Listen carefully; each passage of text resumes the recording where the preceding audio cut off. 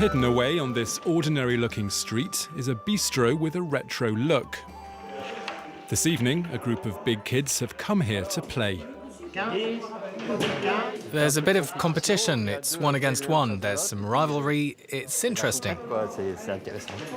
It's a friendly competition. You always need to have a goal in mind, so we're going to play for drinks.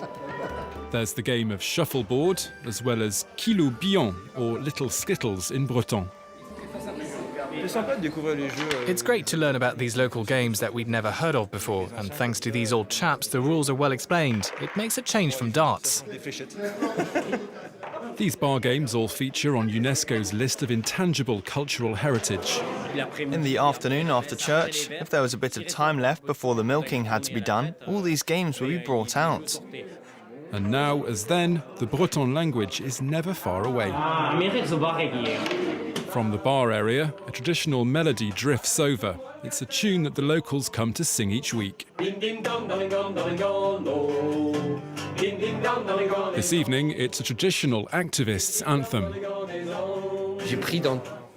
I took what I listened to between the 70s and the 80s, and I update them a little so that people can hear what I grew up listening to. It's a culture that I also noticed in the Basque country, where people sing traditional songs on street corners. It revives forgotten languages and keeps local traditions alive. It was this sense of community that the owner Nicolas wanted to create when he took over the bistro 8 years ago. Several couples have met here. People have signed their work contracts after meeting in this bar. It's a bistro in the proper sense of the word. It's not a place of debauchery or sin, as some might say, but rather a place of life. As well as merrymaking, the customers' grey matter is also tested. One of the barmen regularly organises a general knowledge quiz. How many deserts are there in Europe? It's a trick. It's really great. Each evening there's a different atmosphere. Lots of us have brushed up on our general knowledge. It's going to be fun. I've got a good team with me. The winners this evening are the Trouillou Princes.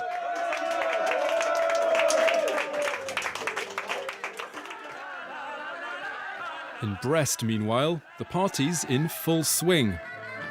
For 7 years now, every Monday, young and old alike gather at the Tara Inn to celebrate a festival called the fest-noz. 1, 2, 3, and up.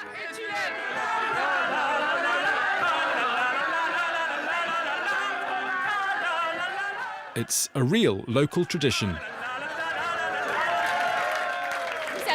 It's my first time here. I've come along with some friends and I like it a lot. I haven't danced in a long time and it feels great. You can still have fun, even in winter. Any musician can take to the stage, whether they're a professional player or not.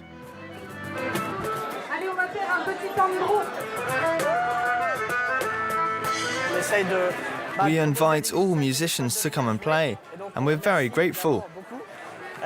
And people come to dance, even if they don't know how. They learn by watching how the others do it. And because it's such a small space, there's lots of conviviality. The fest-noz was created over a century ago as a welcome break from the tiring work in the fields, but it's evolved over time. There used to be just la gavotte, l'endroit le plin, le coste à roide, but now there are loads of new dances you do in pairs. To learn a traditional Breton dance, you have to start with the basics, 1, 2, 3, 4. That's how I learnt when I was younger.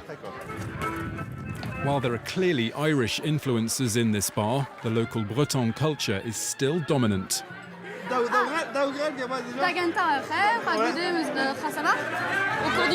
You get to meet and talk with lots of people, and you can speak Breton with many of them. I've taken part in traditional dances since I was 8 years old, and I'm bilingual, so I'm fairly immersed in Breton culture. With a swig and a jig, the traditions of Brittany are kept alive in these bistros.